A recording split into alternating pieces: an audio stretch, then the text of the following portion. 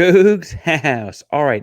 It may have been 105 degrees outside, but I have my basketball sweatshirt on because it is time to talk some Cougar basketball.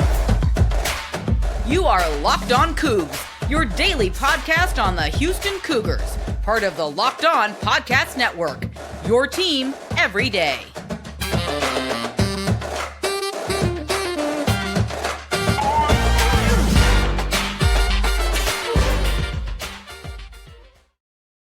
Welcome to Locked On Coogs, the daily podcast about your Houston Cougars. I'm your host, Houston-born teacher and coach Parker Ainsworth, here to break down all things Cougs. If you're a U of H fan or just a hater who came to stop by, please be sure to subscribe down below. That we listen to Cougs in your newsfeed each and every day. We appreciate you making Locked On Cougs your first listen of the day. And welcome back to the channel. That's where you found us. It is so good to see you again. Remember to hit subscribe. We're going to give away every 250 subscribers. We're approaching the 1750. We're just over 1600. So hit subscribe to help us get there, and like and comment on the videos so we know you are in the contest. If after talking about basketball in this episode, you're not sure what you want to talk about, first, I'm going to recommend going out and checking the bonus episode out today about quarterback play. And second, I'm going to recommend that you comment down below with the answer to the following question. It's a little controversial. How many holes does a straw have? Yes, a straw. All right, so pardon my voice, it's late, but I've been doing 2 different episodes here, and I think that's the way we're set up. We're going to have a full basketball episode here with a bonus partial football episode elsewhere. So both things should be released by the time you're listening to this. You should be able to hear both things and have fun with both.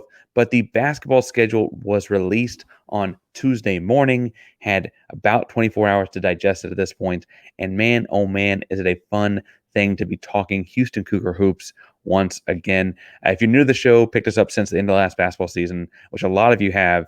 Obviously, football is what people want to talk about. I love talking football. I played a lot of football in my life.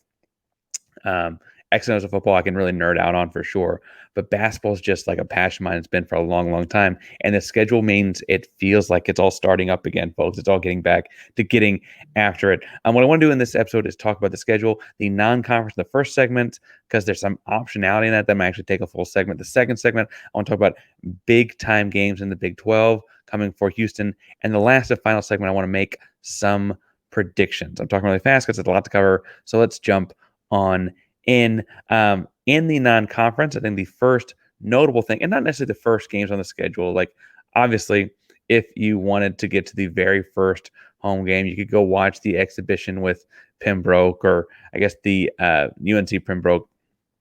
The opening actual game is November 6th, I believe. That's my dad's birthday. But Louisiana Monroe. But I start this off by looking first at the Shriner Children's Charlton Classic. That is the non-conference tournament they have in mid-November, November 16th through 19th. We know who they open with, and that's Towson. We know who they play in the second round because it's either winner or loser based on which way they go in the bracket with Utah and Wake. And we know they guaranteed a third game. And I want to look at all 3 of those games one by one. You'll notice there's a little bit of a rhythm as to how I broke down the schedule this year. But Towson ended last season 127 in the KenPom and lost their top returning player to Kansas in the transfer portal. That's not to say that they are not a team worth preparing for. That's not to say they're not a team worth watching Cougars beat. I just don't think they're going to be that big of a hurdle of competition. Now, it's college basketball. Weirder things have happened. Houston, and frankly, every college basketball team in America has lost to teams they shouldn't lose to. But I think that that's really just opening the doors and setting the stage for the rest of this tournament, because in the second round, Houston will play either Wake or Utah. If they beat Towson, they play the winner of Wake and Utah. Utah added a giant kid from Wisconsin in the summer of 22. They finished top 75 in KenPom last year. Since then, they've added a 6'7" guard from UW. That's Washington, but he's also at Michigan before, and they have a 6-foot guard who spent some time at Georgia Tech. That is to say, they brought in talented kids to a team that wasn't terrible a year ago. Their coach is in his 3rd season. That program is progressing. I would imagine Wake still beats them. We'll get to that in a second. But that's a talented team in its own right. Could be better than we think at this point in the season if Houston gets to play them. Wake Forest is who I'd pick to win that game if I were a betting man. I'm not, but if I were a betting man, they have a 6'6" guard transferred in from UCLA. But I think the biggest things that they've got going on at Wake Forest are they added a pair of Gonzaga kids and Hunter Salas and Efton Reed. You can go check out Locked On Zags, and it's a great job talking about all that kind of stuff. But those guys are big, big losses to Gonzaga. They were big-time recruits coming into Gonzaga, and that they both ended up at Wake Forest, A, indicates that they've played together some and there should be some chemistry there. But B, I think signals a change in direction at Wake Forest. It's not necessarily the Chris Paul direction they were many, many moons ago, but it does seem to indicate that something positive is happening in that Wake Forest basketball program. And then in the third and final game of this Shriners Classic, Houston will play someone from the other half of the bracket. That'll be Dayton, LSU, North Texas, St. John's. Now, if that's all in the championship game or in the consolation game or in the third place game, the fifth place, they have all kinds of games. You get a third game guaranteed. The lowest returning team would be LSU from last year, but they added Vanderbilt's leading scorer off of Vanderbilt team that did fairly well in the NIT. They added a 7-footer in Will Baker, who went to initially Texas, but then Nevada. They had a Damian Collins, who was a 6'10" kid that I kind of wanted in Houston. Houston wanted him a lot out of high school. He ended up going to Kentucky and then transferred to LSU afterwards. They added a 4-star freshman guard. And then more familiar to Houston Cougar fans, they added that Jalen Cook guy from Tulane. So LSU might have been down last year and would probably be the Ken Palm lowest ranked of any of these teams I've talked about. But they've added a ton of talent. And with SEC facilities, SEC money, that's kind of the way things go, I guess. But that's going to be a tough out if that's who Houston were to get to play at one end of this tournament. The highest ranked team last year would be, based on Ken Palm things from this other half of the bracket, would be Dayton. They finished the year the highest and brought in a bunch of 3-star new faces, both freshmen and transfers. Dayton doesn't have the splashy names always, but they're always a solid basketball program. They have guys that have played there for a long time. They get guys and keep guys. That's just what Dayton does. The thing to keep an eye on the other side of the bracket, though, aside from the new guys on the floor for LSU, is the new guy in a suit for St. John's. St. John's brought in a smorgasbord of transfers with Coach Rick Pitino. Yes, the guy that, if he were not marred in controversy, would probably be a first ballot Hall of Fame. Is he a Hall of Famer? Look that up. Tell me down below. But Rick Pitino comes in and brings a whole different look to St. John's. If he can rebirth St. John's this quickly, that could be a really, really tough team in a very early part of the schedule. Things don't get easier for Houston in the non-conference. They end up playing Xavier. I keep wanting to say Xavier. They're going to tell me it's just Xavier. But they play it as the lone true road game in their non-conference schedule.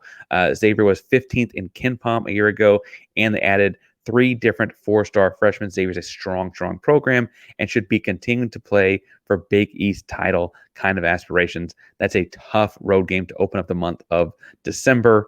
They played Texas A&M in what's called a quote-unquote neutral site game, but it's in Toyota Center on Saturday, December 16th. A&M was 33rd in Ken Palm a year ago. 2023 wasn't a super strong class for them, but last year they struggled through some learning curve stuff and had a really strong 2022 freshman class. They kept those guys. They're back. This was a team that had the talent to beat Alabama last year, but also dropped games to, bad non-conference teams in their own right early on. So that back and forth is interesting. I think a game to watch out for here is the Penn game. And as we wrap up the non-conference play, Houston plays Penn at Fertitta on December 30th. That is the last non-conference game before jumping into Big 12 play. And I'm not just using that as a segue. What I am saying is that it would be really, really easy over the winter holiday to look past these guys. But as we saw with Princeton last year, Ivy League basketball is kind of on the rise, not to the Big East, Big 12, etc. standpoint, but they're not a team you can look past by any stretch. They obviously will have a lot of talent. They obviously will play smart to disciplined basketball. Frankly, from that standpoint, should probably also have included Rice. They played Rice after the Xavier game on December 6th. So, I could see how that'd be sandwiched between Xavier and A&M as a trap game of sorts or something like that, right? But I see that Penn game as a potential threatening one as a trap game before jumping into Big 12 play. Now, before I go much farther and get into Big 12 play and previewing some important people to look for in that instant, in those moments, I want to talk some about something we've been using a lot in my house as we have a 3.5-month-old, and that is DoorDash, because DoorDash is super, super convenient for all those things that you go to the grocery store and just plain forget. If you're missing the syrup for your pancakes, just ran out of coffee creamer, you burnt up the toast, you left the oven on because you got to go change the diaper, you come back, the food's all burnt up. You can hit DoorDash and get stuff delivered to you right away. You've trusted DoorDash to deliver your restaurant favorites, and now you can get your grocery delivery too. With thousands of grocery stores to choose from, you'll find the best in your neighborhood and boost your local economy with each and every order. You'll get exactly what you ordered, or they'll make it right. So sit back and enjoy quality groceries just like you picked them yourself. If you want even more value, you can save on all grocery and restaurant favorites with a $0 delivery fee on all eligible orders with a Dash Pass membership. Get 50% off your first DoorDash order up to $20 value when you use code Locked On College at checkout. Limited time offer, terms apply. It's 50% off up to $20, no minimum subtotal, and zero delivery fees on your first order when you download the DoorDash app in the App Store and enter code Locked On College. Don't forget that's code Locked On College for 50% off your first order with DoorDash. Now, I mentioned that I'd like to talk some. Oh, just hit my microphone. I'd like to talk some about the way the Big 12 play will happen. I think what's interesting in looking at the Big 12 play is like we've wanted this for a long time, and we've known Houston basketball is ready for this for a long time. And I think for a lot of schools, they look at the slate and think this is really challenging.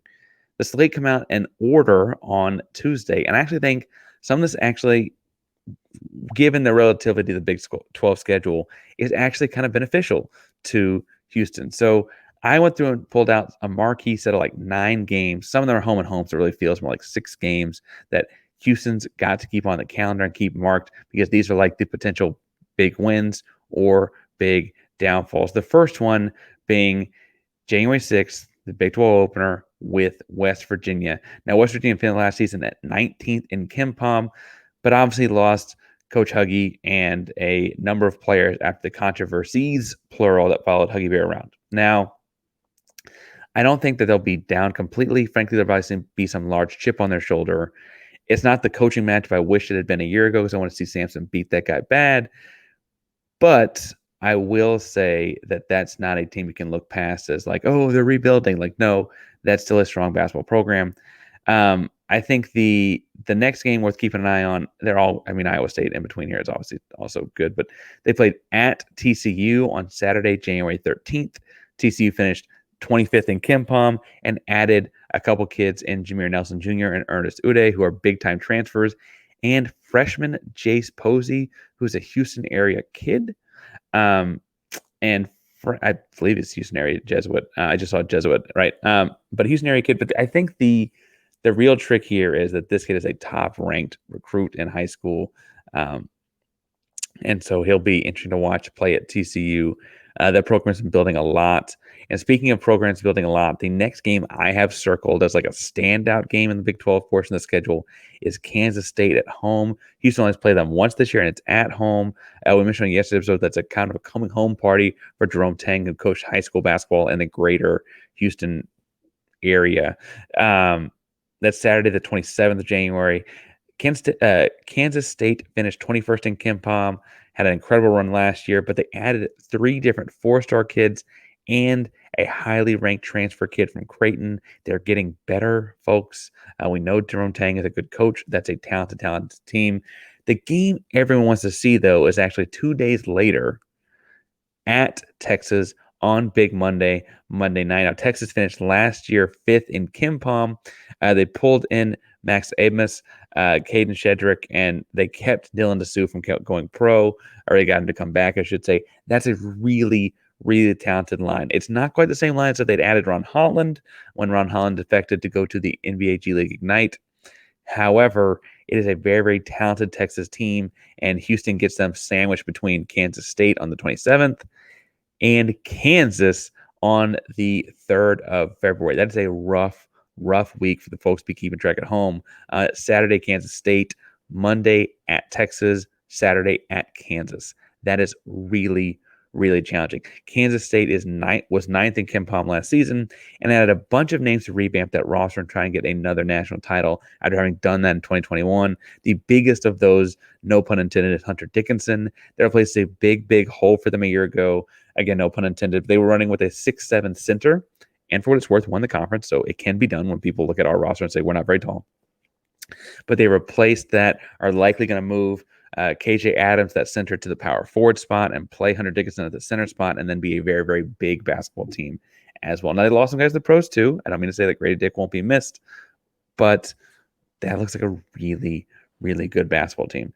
For what it's worth, they play Texas again at home on Saturday, February 17th, and they play Kansas at home to finish the regular season on March 9th. Those obviously are just as big games on the back half. And frankly, if you can split the home and home with them and, win at home, play competitively on the road, as far as the quads go, that might not be I mean, you're not going to go undefeated in the Big 12. This is too good a conference for that. Obviously, I'd like to beat all of those guys, especially Texas, the one year in the same conference as them. But I also get that, realistically, we'll get to predictions in a moment, but that's a challenging task. In between there, a couple of sprinkled games that I have circled. At Baylor on February 24th, Saturday. Baylor's a strong program. They finished last year 16th in KenPom. But the two things I have this circled for is, one, pure basketball standpoint, they signed one of the top kids in America, and Jacoby Walter. This is a kid that's a one-and-done pro. I mean, he will be a lottery pick in the NBA draft next summer. He is really talented, really talented. 6'5", swingman type guard. The bigger thing, though, for Houston specifically, maybe this game is at Baylor. It's the only time they play Baylor. And Houston will be featuring star guard LJ Cryer, who notably grew up in Houston, but transferred to U of H from Baylor, right? And so that's, I think, a big thing to keep an eye on there, is that will be as hostile a crowd as he will play in, because, frankly, there's a lot of people there that are upset that he left. And I think the perhaps more dangerous bit of the portion of the crowd that are maybe not so upset that he left, right? So that's going to be an interesting crowd to watch. I mean, wild. And again, it's a Saturday game. It's Waco, Texas. What else they got to do but get buck wild for the game? Be a nuts type of atmosphere. If you can get there from Houston on a Saturday, I encourage you to go. Strongly encourage you to go. It'll be a fun game. The other game I have circled on my sheet here is not necessarily from a competitive standpoint, although I think they'll be better than they were last year. For the Oklahoma game, Houston goes to OU on March 2nd. That is the second to last game for Houston in the regular season. And I'm Googling myself right now because I want to make sure that I have this right. But it's undoubtedly a game that's going to carry a lot of weight on Kelvin Sampson. Sampson, obviously, you'll recall, got, for lack of a better phrase, his teeth wet. His cut his teeth, got his feet wet. I got my metaphors all confused. But he got his experience, his major Big 12 experience, got his name to be a nationally recognized name, not just because he was good at Washington State, obviously, but he did all that at Oklahoma. It is their second to last home game. It's their last home weekend game on March 2nd. It's a night game, I'm sure. I don't know if I want to say positive or negative, because Indiana would absolutely be negative. They're pissed at Sampson still. Oklahoma, I think they had a much kinder relationship after the Sampson family left. So it'll be interesting to see how that works. Now, as far as the basketball stuff goes, Oklahoma ended last year at 54th in KenPom. They've added 8 new players. They will not look the same as that team. We'll know a lot more by March when we're previewing that game. However, for the time being, I think the more cool thing to anticipate there was, what are they going to do to discuss this Kelvin Sampson thing? Because not only is Kelvin involved in this, so much of his staff, his son, Quanis, Hollis, some of those guys come from his coaching days at Oklahoma. And so they're going to all have some kind of feeling about that, I'm sure. Now, I want to jump in and talk some about the predictions. But before we get too far into the predictions, I want to talk about making sure you're protected when you have stuff that goes on that you might not be able to predict. And that is, whenever you have a medical emergency and you need something fast, make sure you have a Jace case from our buddies at Jace Medical. Everyone should be empowered to care for themselves and their loved ones during the unexpected. And that's why Jace Medical offers the Jace case. The Jace case provides 5 life-saving antibiotics for emergency use and gives you a peace of mind so that you are not hoping you have access to medication in an emergency. Jace Medical makes sure you have the medication in hand. Jace Medical is simple. They handle everything from the online evaluation to licensed pharmacy medication delivery and ongoing consultation and care. Don't get caught unprepared. Get one of these things today. Get $20 off these life-saving antibiotics today from Jace Medical by using code Locked On at checkout on jasemedical.com. That's JASE medical.com, code Locked On. All right, so I mentioned that there are some bold predictions here, and I think Houston's got a really solid schedule. That is to say that, yes, there will be challenges. It is the Big 12. There's not an easy Big 12 schedule. So when I say I think this works in Houston's favor, please don't aggregate that as Parker thinks that the Houston Cougars have an easy, because I don't. But knowing that you're going to have to play teams like Texas and Kansas combined 4 times, you've got to go to Baylor. You've got to play. I mean, even a handful of these like pitfall games talked about in a second, you're looking at like really, really challenging games just from being in the conference. I think they really got off as well as you could expect. Let's first predict some non-con games. Now, I could see Houston being 14-0 at the end of non-conference. Will they be? That'd be challenging, right?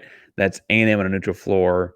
That's Xavier at their place, and that's winning out, and that means beating a talented Utah team or Rick Pitino or any of those teams we talked about in the Charleston Classic. But Houston is talented enough that I don't think they'll be not competitive in any of those games. I could see a world where, especially in non-conference play, where you have like a lesser scouting report because you have less time to prepare and you don't see them as often. The games don't matter as much necessarily for your end-of-season goals. I could absolutely see Houston's defensive pressure and Houston's ball movement and all those kinds of things becoming really problematic for these teams, and they could muck up and ugly some of these games and go 14-0. I'd see more likely 13-1. I guess he'd dropping the Xavier game on the road, maybe dropping the game in the Shriner, the Charleston Shriner Children's Classic, the final or something like that. I could see dropping one of those games as well. I would understand, but I think there will be haters if Houston goes 12-2 in non-conference because they didn't schedule a very incredibly difficult non-conference. They just, I say to say like they didn't schedule Kentucky's and Kansas. They had Kansas. They didn't schedule Kentucky's. They didn't schedule Alabama again. They didn't keep those guys on the schedule anymore because they were getting ready for the Big 12, right? I could see them going 12-2. I think that there's a real shot to go 13-1, and I don't think it's impossible to go undefeated. But I see that's how this thing goes. In January, they have 8 games. The most difficult is at Texas. The second most difficult is probably at TCU. Don't want to look past playing Kansas State at home, though, on the 27th. So as I look at that, I look at that month and think Houston could easily, realistically be 6-2. Now, could they get to 7-1? Yes. 7-1 would be tremendous way to finish January and would mean things are really rocking and rolling. February, they play 7 games at Kansas, Texas at home, and Baylor on the road. Those are the 3 tough ones. Could they go 4-3 or 5-2? We shall see. But let's say between the 2 months, you're looking at something like 10-5. I don't know which one has the 3-loss month, but let's say you're 10-5 across the conference at those 2 months. In March, you have 3 games. Kansas at home is going to be very difficult, but Kansas is very good. But you also have this emotional aspect of the Oklahoma game. Central Florida on the road may be kind of a trap game in the middle. Let's say that they go 2-1 in March. Suddenly, you're looking at, what did I just put us at? I put us at 11. I put us at 10-5. And then 2-1 makes us 12-6. I think you could look at this roster very quickly and look at the schedule really quickly and find 26-ish wins, 13-5 in conference, which is around the area we're talking about.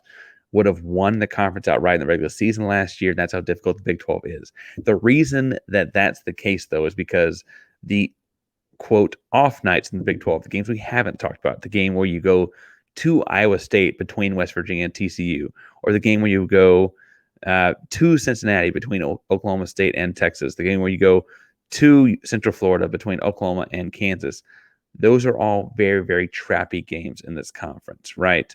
You have, for instance, BYU and Oklahoma State bookend the most difficult week for any team in college basketball. And I say that very confidently. But playing Kansas State on one Saturday, Texas on Monday, and Kansas the following Saturday is as tough a week as anyone in college basketball play all season long. But that's the name of the game in this conference, right? The trick there will be, is Houston talented to win all three of those games? Yes. But beforehand, you got to play BYU on the, a couple days before playing Kansas State. And if you were to win those three games, you got to come back home and play Oklahoma State. And we can see how, especially with college kids, especially with the kind of hype that could be around this program in the middle of a good Big 12 season, that could be really, really challenging as far as trappy games kinds of go. Now, if they went with 26 wins, or if they went 12-6 or something like that on the conference this season, I think you're looking at a very, very successful first season.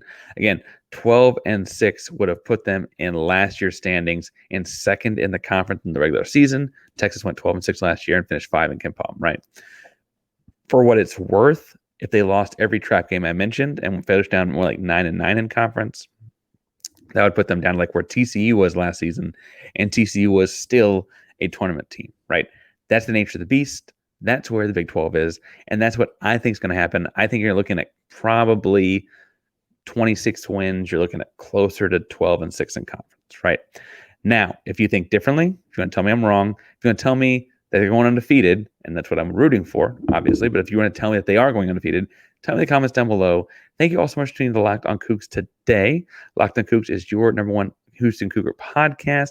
Remember, we are a proud member of the Locked On Podcast Network. We also have a bonus episode out on the quarterback situation at Houston right now, so make sure you go check that out for your second listen. Thank you all so much for tuning in today. Locked On Coogs is a proud member of the Locked On Podcast Network, and that means your team every day. Go Cougs.